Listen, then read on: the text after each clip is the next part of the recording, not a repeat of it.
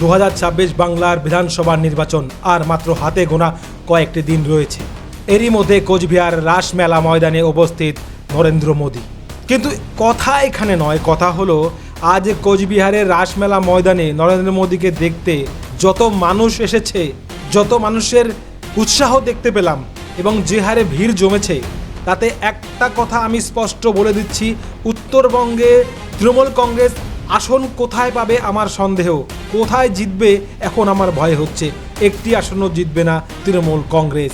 কোচবিহারে যে মানুষের মধ্যে আমি আনন্দ উচ্ছ্বাস দেখলাম মোদীকে ঘিরে, বিজেপিকে ঘিরে, যে ভয়ের বাতাবরণ ছিল যে বিজেপিতে যাব, যদি না জিততে পারে বিজেপি তাহলে তো প্রচণ্ড মার দেয় তৃণমূল কংগ্রেস, খুনোখুনি হবে, সেটাকে উপেক্ষা করে আজ কোচবিহার রাসমেলা ময়দানে যে মানুষ হয়েছে, ভাই আপনাকে আমি চ্যালেঞ্জ দিয়ে বলতে পারি তৃণমূল কংগ্রেস কোচবিহারে তো শূন্য হবেই।